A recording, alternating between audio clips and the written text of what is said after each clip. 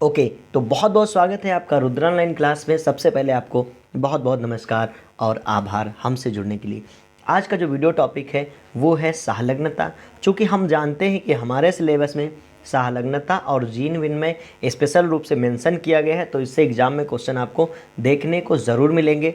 इस video class में हम समझेंगे सहलग्नता का जो गुणसूत्रीय सिद्धांत है और साथ साथ में सहलग्नता के प्रकार अर्थात अपूर्ण सहलग्नता, पूर्ण सहलग्नता को एग्जाम्पल के रूप में समझेंगे और साथ साथ में हम ये भी जानेंगे कि सहलग्नता को कौन कौन से कारक प्रभावित करते हैं और सहलग्नता का वास्तव में महत्व क्या है। तो सबसे पहले समझते हैं हम सहलग्नता को इंग्लिश में कहते हैं लिंकेज। और लिंकेज समझने से पहले आप एक छोटा सा उदाहरण समझें। जब भी आपका विद्यालय खुलता था तो आप जाकर के एक निश्चित चेयर पर ही बैठते थे और आपके साथ में आपका जो बेस्ट फ्रेंड होता था वो यहाँ पे बैठता था और आप उसके बगल में बैठते थे। आप ध्यान से समझने का प्रयास करिएगा। अगर आपके बेस्ट फ्रेंड को कभी भी प्यास लगती है तो वो पानी पीने के लिए रूम से बाहर निकलता है, लेकिन साथ साथ में आपको प्यास नहीं भी लगी होती है, फिर भी आप उस बेस्ट फ्रेंड के साथ में बाहर निकल जाते हो। क्यों?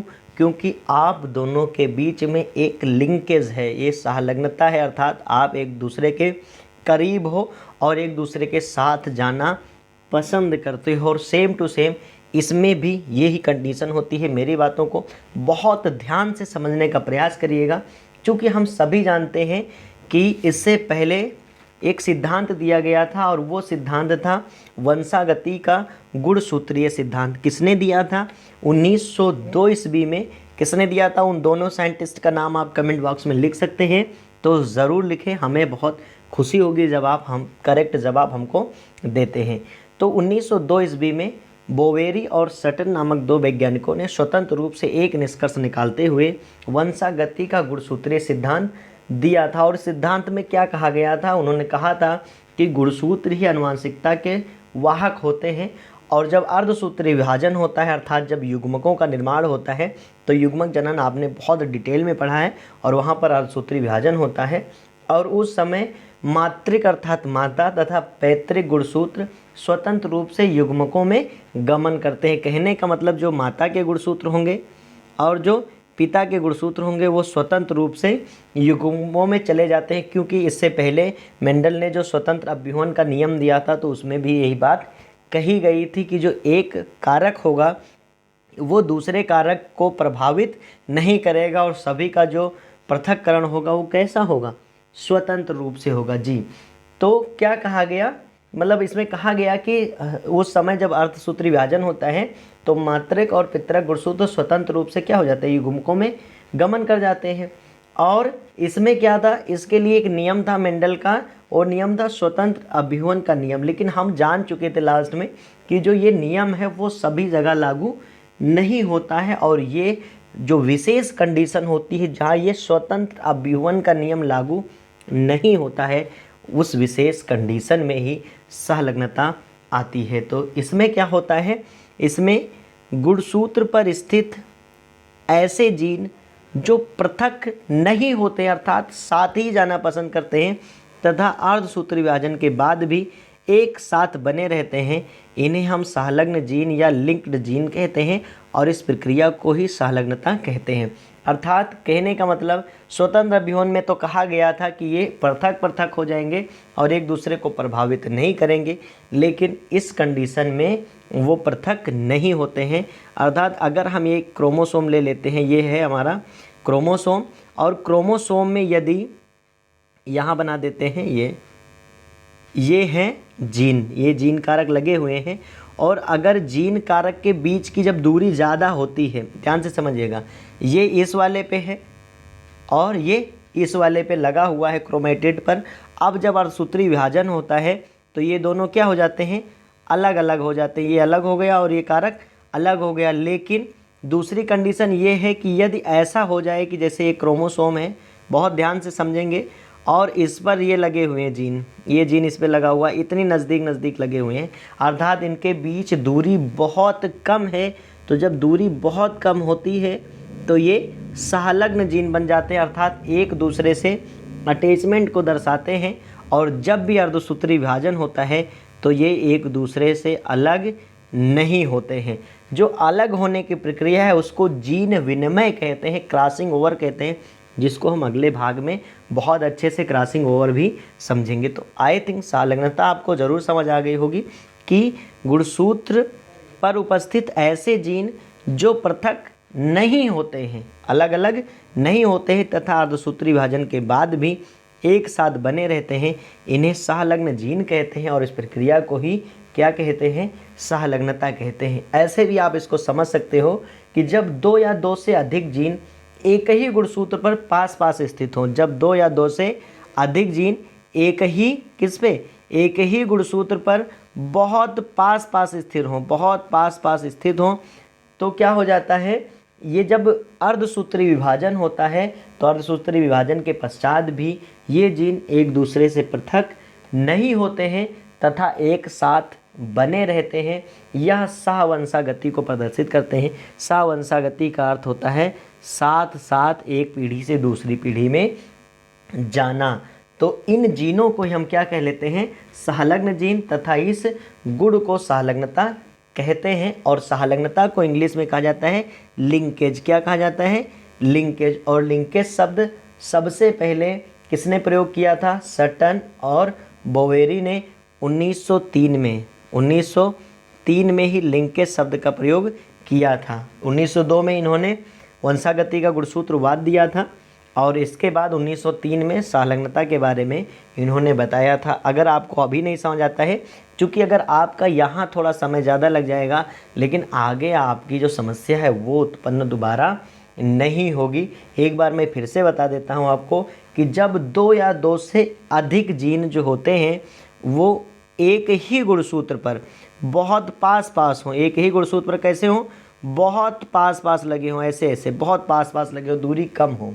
तो जब दो या दो से अधिक जीन एक ही गुणसूत्र पर पास पास स्थित होते हैं तो अर्धसूत्री विभाजन के बाद भी ये जीन एक दूसरे से पृथक नहीं होते हैं, एक दूसरे से पृथक नहीं होते हैं तथा एक साथ ये बने रहते हैं। और क्या दर्शाते हैं, सहवंशागति को दर्शाते हैं। इन जीनों को कहा जाता है सहलग्न जीन तथा इस गुण को ही कहा जाता है सहलग्नता। और हमने आपको ये भी बताया कि जो लिंकेज शब्द है वो किसने दिया था, सटन और बोवेरी जी ने दिया था। कब, 1903 में दिया था। तो ये परिभाषा आपको समझना बहुत ज़्यादा ज़रूरी थी कि सारा कन्फ्यूजन इसी में रहता है।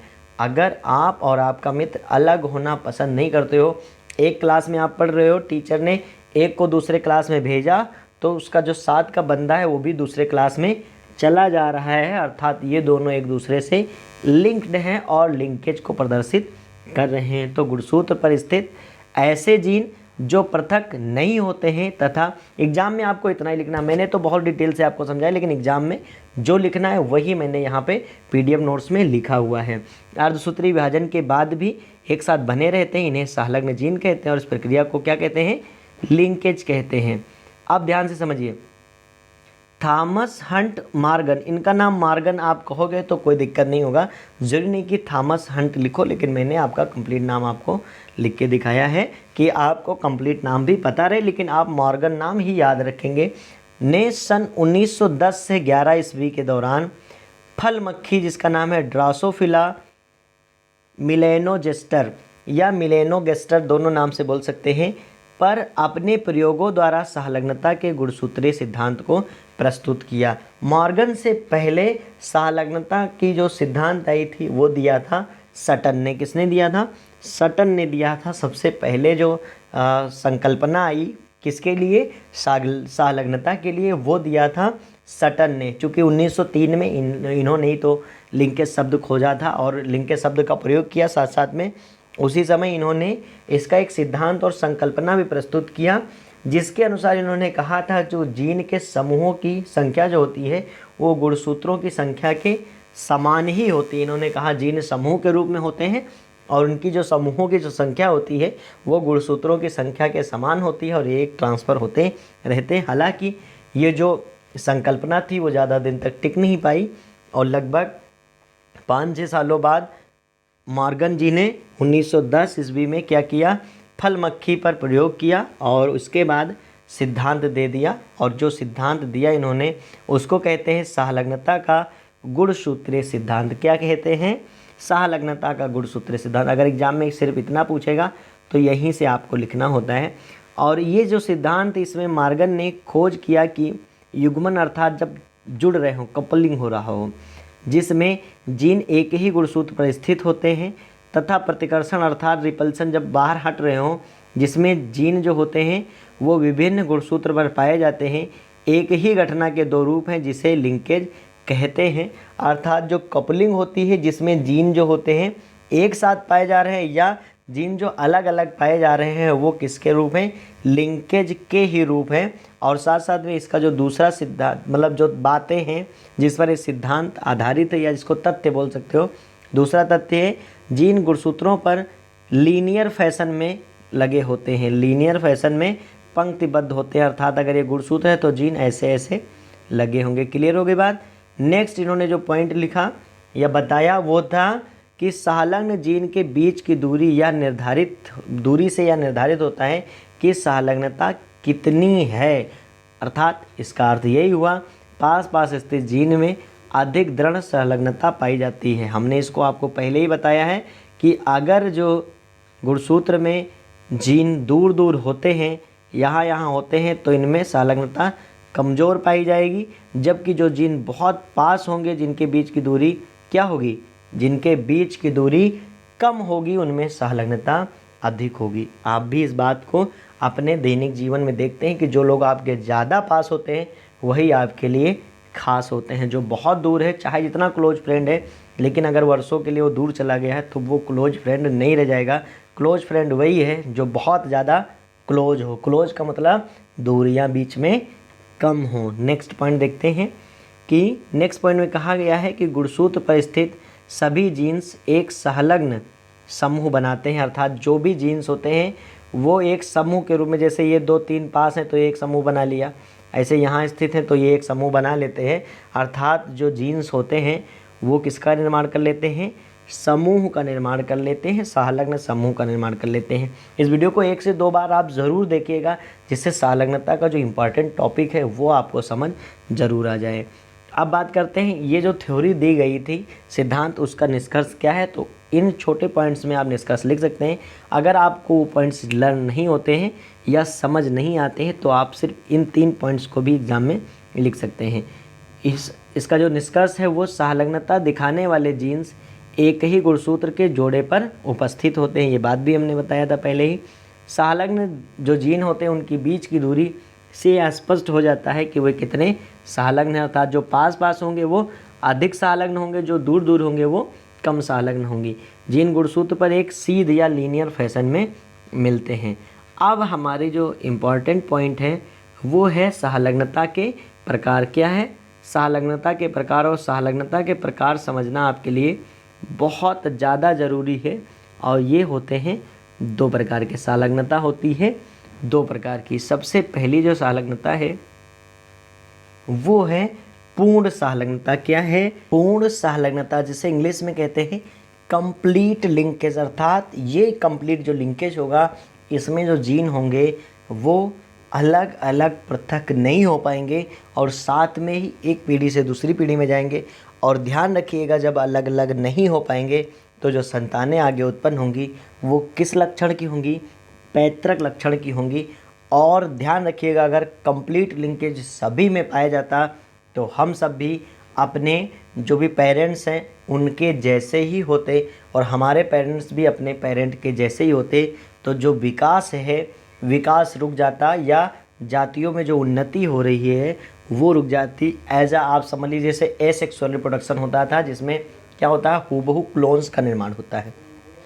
तो ये बहुत अच्छी बात है कि कंप्लीट लिंकेज बहुत अधिक नहीं पाया जाता है और क्रॉसिंग ओवर ज़रूर हो जाता है, जिसके कारण विविधताएं उत्पन्न हो जाती हैं। और ये विविधता ही है कि जो हम आप होते हैं वो अपने बाबा दादी, नाना नानी, पापा मम्मी से थोड़ा सा भिन्न होते हैं और आगे आने वाली हमारी पीढ़ी भी हमसे कुछ न कुछ भिन्न होती है। तो पूर्ण संलग्नता समझ लेते हैं कि जब एक गुणसूत्र पर स्थित संलग्न जीन, अर्थात जो जीन आपस में एक दूसरे के पास पास में है, अर्धसूत्री विभाजन के समय अलग नहीं होते हैं तथा इससे अगली पीढ़ी में पैतृक प्रकार के ही लक्षण मिलते हैं। अर्थात जो संतानें होती हैं वो किसके जैसे होती हैं?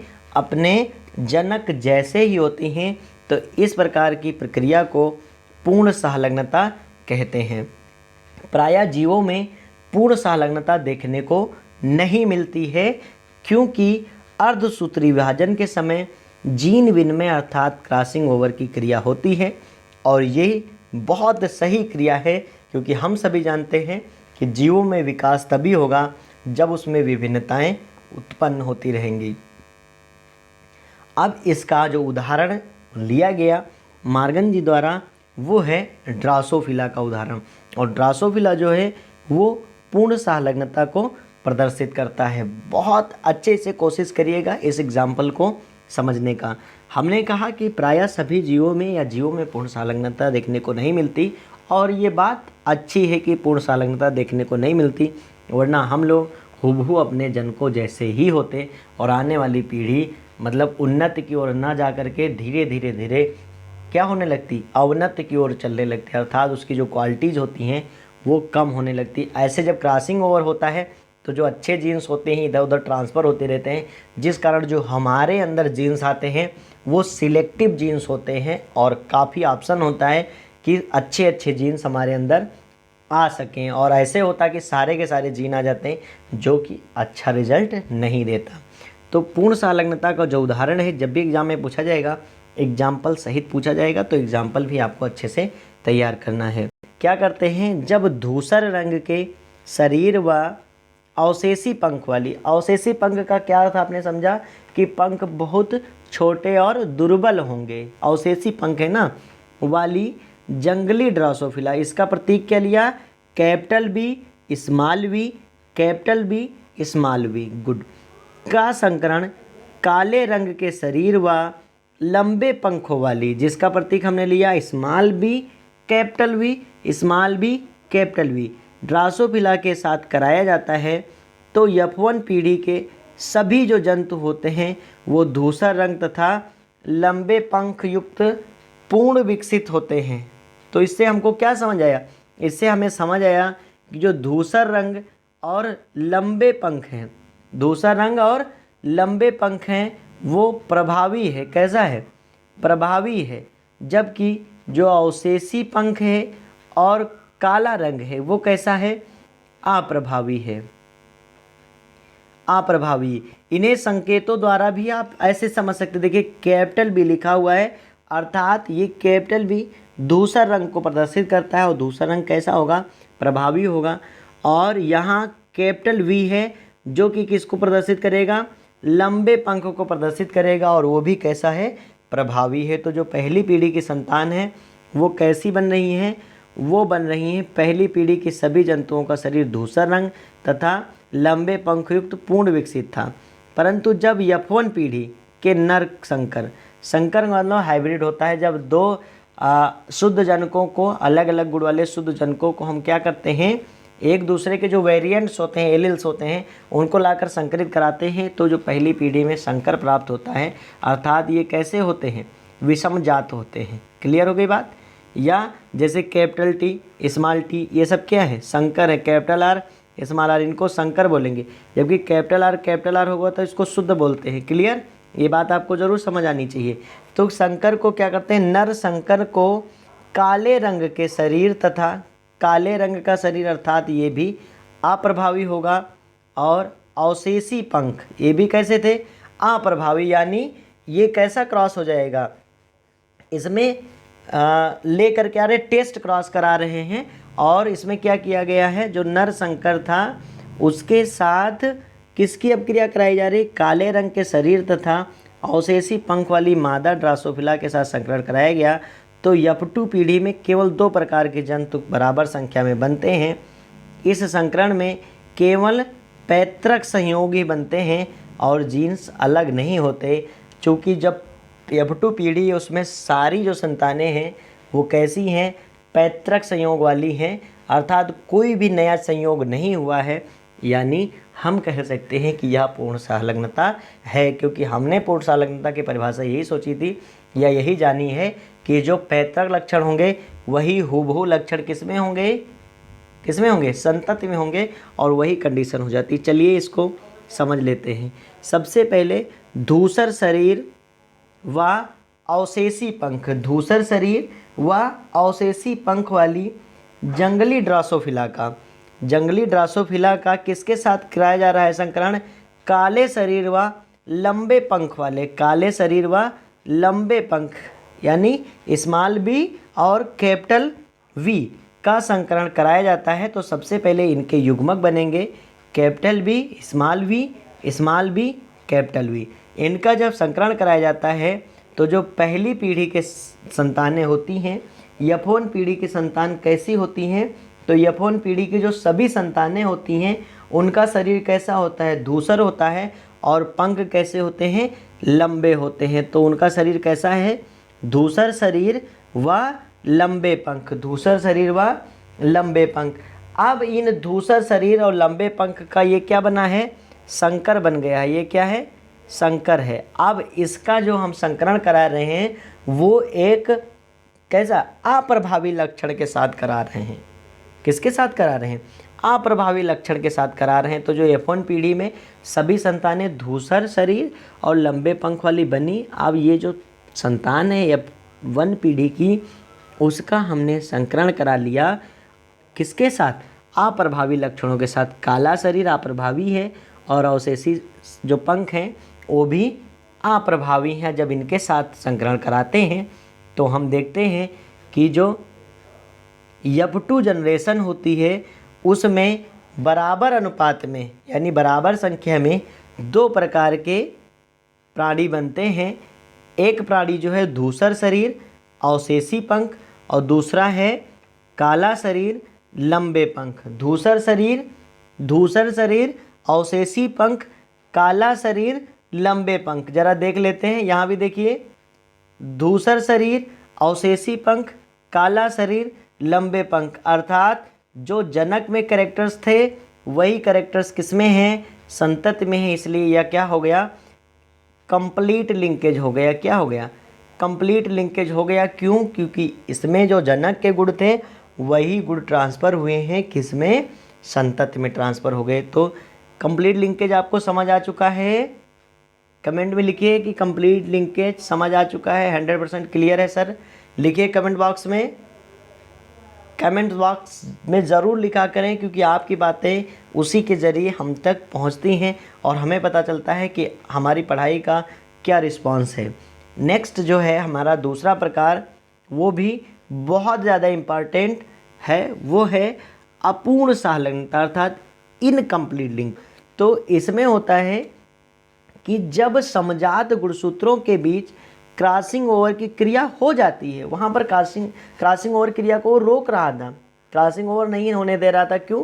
क्योंकि उसमें जीन जो थे वो बहुत पास थे, वो एक दूसरे से दूर हो ही नहीं रहे थे, तो क्रॉसिंग ओवर तो संभव हो नहीं पा रहा था।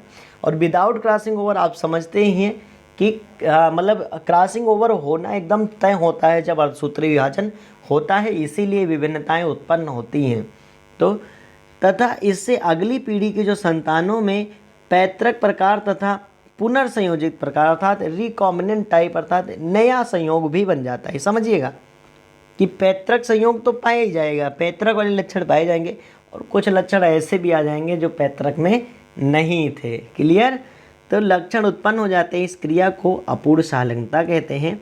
इसमें संलग्न जीन एक दूसरे से पृथक होने की संभावना बढ़ जाती है, अर्थात थोड़े क्या हो जाते हैं, ये दूर होते हैं, थोड़ा दूर होते हैं। क्योंकि दूर हो जाएगा तो संलग्नता तो बिल्कुल दिखेगी नहीं, अर्थात थोड़ी दूर होते हैं, और संभावना होती है कि जीन क्या हो सकते हैं, थोड़ा अलग अलग हो सकते हैं।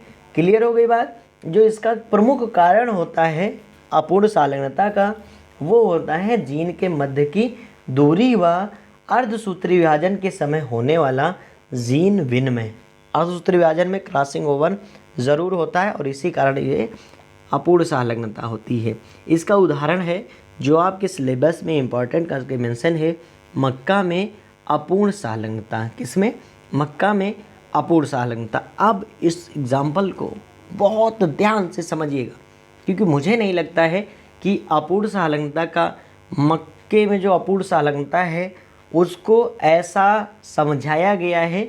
तो अगर आप ध्यान से समझोगे तो ये समझ आपको ज़रूर आएगा।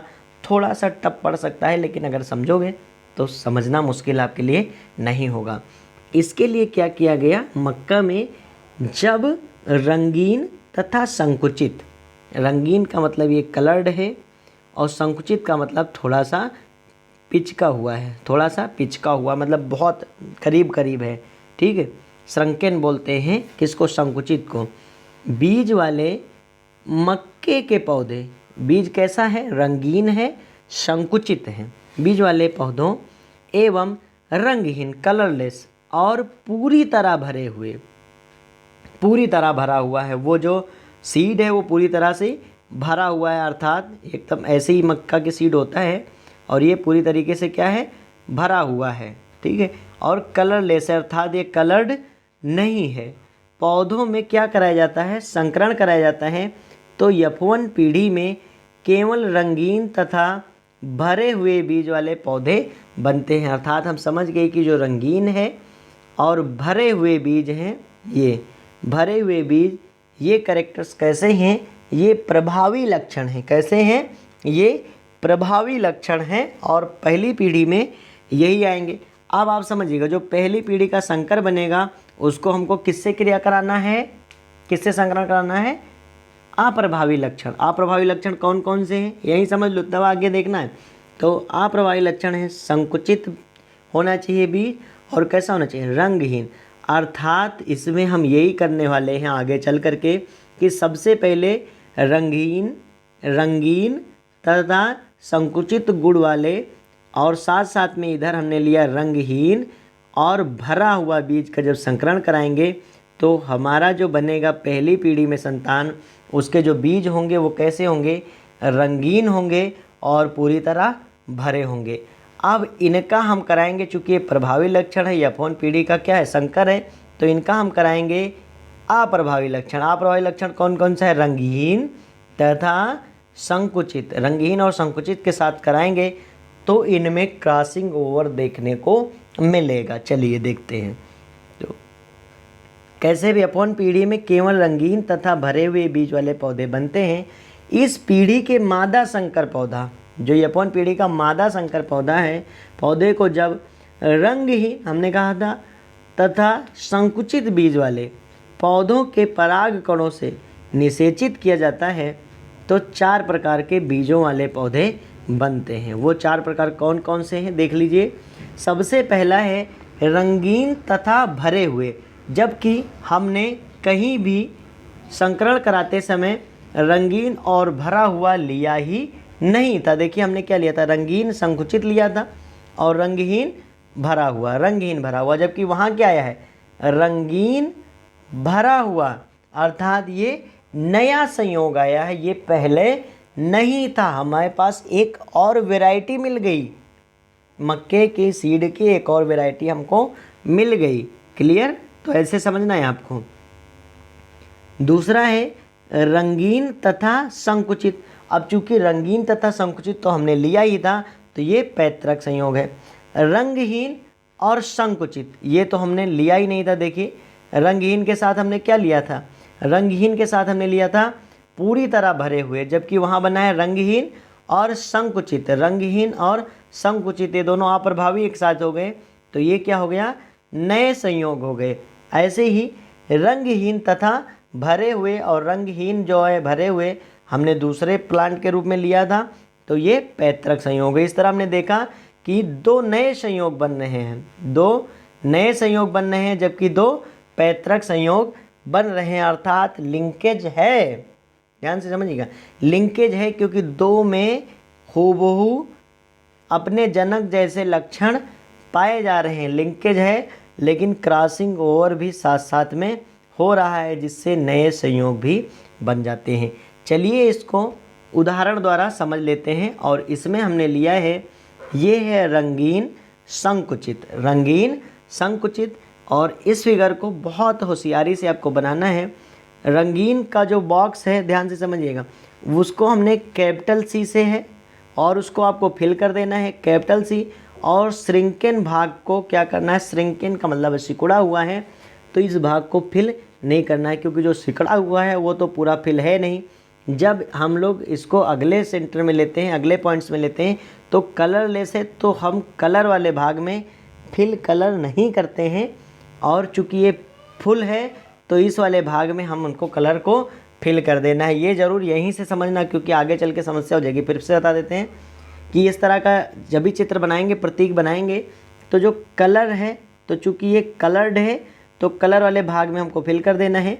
श्रंकेन है अर्थात ये संकुचित है, तो इस वाले भाग में हमको फिल नहीं करना है। जबकि यहाँ देखिए ये कलरलेस है, तो इस वाले भाग में हमको फिल नहीं करना है। जबकि ये फुल है या पूरी तरह भरा है, तो इस वाले भाग को हमको फिल कर देना है। अब जब हम पहली पीढ़ी में क्या कराते हैं, पहली पीढ़ी में संकरण कराते हैं, तो कैसे प्राप्त होते थे, प्रभावी लक्षण दोनों चले जाते हैं। कौन कौन से प्रभावी लक्षण थे, ये थे एक कलर्ड और इधर से भरे हुए बीज। तो पहली पीढ़ी में क्या बन जाते हैं, कलर्ड और फुल सीड का निर्माण हो जा रहा है, कलर्ड और पूरे भरे हुए बीज का निर्माण हो जा रहा है। इतनी बात समझ में आ गई आपको, पूरे भरे हुए बीजों का निर्माण हो जा रहा है। अब जब F1 पीढ़ी में कैसे पौधे हमको कैसे सीड्स वाले पौधे मिले, केवल रंगीन और भरे हुए बीज वाले ही पहली पीढ़ी में हमको मिल जा रहे हैं। अब क्या करेंगे, इसकी जो संकरण हमको किससे कराना है, अगला वो भी अप्रभावी लक्षण वाले। तो क्या करते हैं कि इस पीढ़ी का जो मादा संकर है, F1 पीढ़ी का, ये F1 पीढ़ी है, F1 पीढ़ी का जो मादा संकर है, अर्थात ये हाइब्रिड जो बना हुआ है मादा संकर, इसका किससे संकरण कराते हैं हम लोग, इसका संकरण हम कराते हैं रंगहीन। तो रंग वाले बॉक्स को भी नहीं भरना है, अदरवाइज हमको इसको फिल करना पड़ता। और श्रंकेन यानी इस भाग को अभी आपको फिल नहीं करना है, नर के पराग कणों से इसका निषेचन कराया जाता है। फिर से समझ लीजिए कि F1 पीढ़ी में सभी जो पौधे बन रहे हैं वो रंगीन और पूरी तरह भरे हुए बीज वाले बन रहे हैं।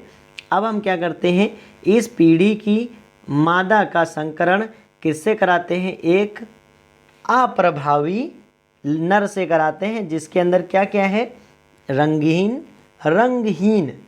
कलरलेस और संकुचित बीज वाले नर से जब इसके पराग कणों को इससे निषेचित कराते हैं, तो हम देखते हैं कि आगे चल करके बनने चाहिए दो ही प्रकार के, क्योंकि दो प्रकार के हमने तो लिया था, क्लियर।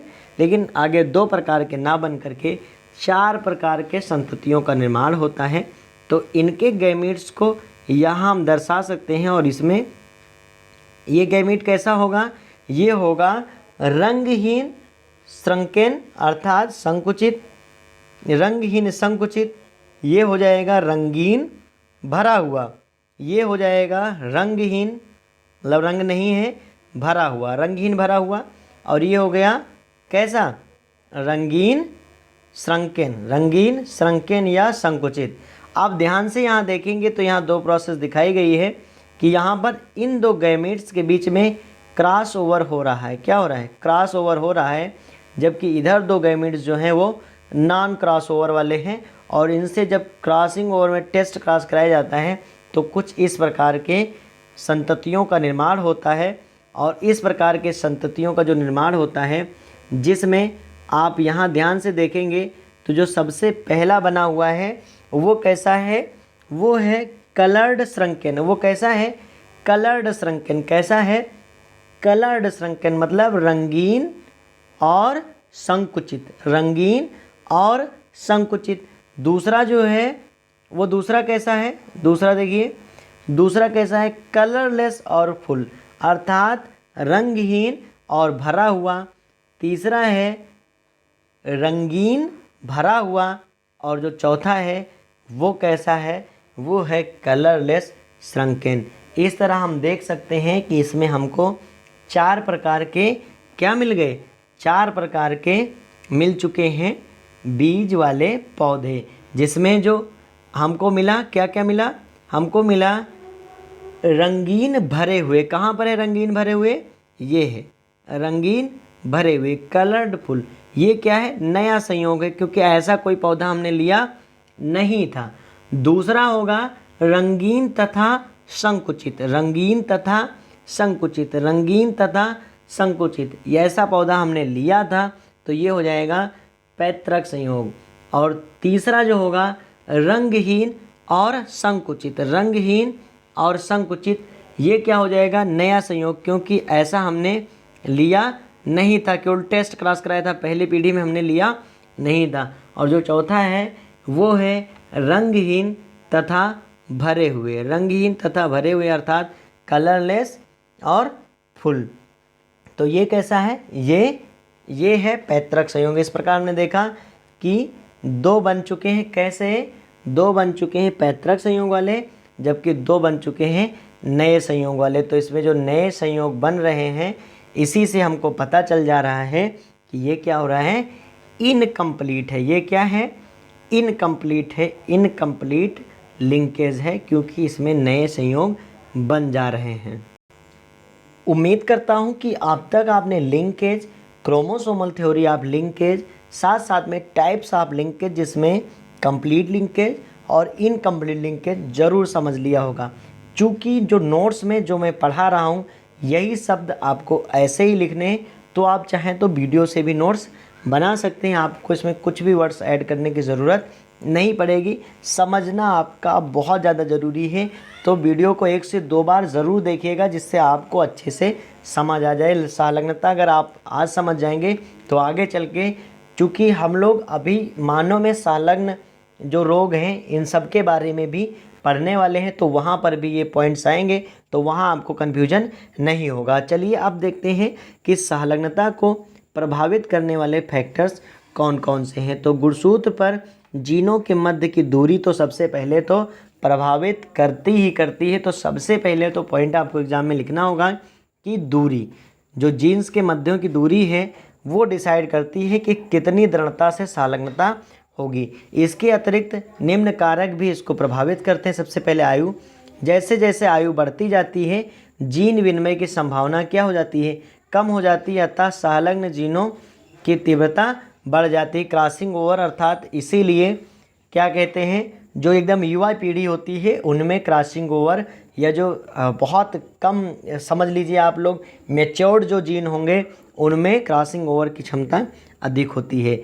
नेक्स्ट है टेम्परेचर, ताप बढ़ने पर असूत्री विभाजन में कियाज्मा निर्माण की दर बढ़ जाती है, अतः संलग्नता की तीव्रता जो होती है वो कम हो जाती है। और नेक्स्ट है लोकेशन, स्थिति, गुणसूत्रों के किनारे पर स्थित जीन में विनिमय कम होता है, अतः ये जीन अधिक तीव्र संलग्नता प्रदर्शित करते हैं। किनारे वाले ये पोर्शन की बात की गई थी, ऐसे ऐसे, ये देखिए, ठीक है, बात समझ में आ गई। नेक्स्ट है संलग्नता का क्या महत्व है, संलग्नता का क्या महत्व है, तो यह नई विकसित किस्मों के मूल्यवान गुणों के नियंत्रण में सहायक होती है। जो इनकम्प्लीट लिंकेज है, चूँकि जो मूल्यवान गुण होंगे उनको लेकर आएगी, और कंप्लीट लिंकेज भी क्या करती है, जो अच्छे गुण हैं, जो संलग्न जीन हैं उनको लेकर के आती है। यह गुणसूत्रों पर जीन्स के उपस्थित होने में सहायक होती है। या ब्रीड्स के एकल किस्म अर्थात सिंगल वैरायटी में सभी वांछित लक्षणों के मिलने का निषेध करता है, कि सारे लक्षण एक जैसे ना मिल सकें। तो आज का पोर्शन काफ़ी इम्पॉर्टेंट था और आई होप कि आप सबको ज़रूर समझ आया होगा। तो ऐसे ही आप लोग सभी लोग पढ़ते रहो, और बहुत जल्द बायो का सिलेबस कंप्लीट हो जाएगा और नोट्स भी आपके पास कंप्लीट पहुंच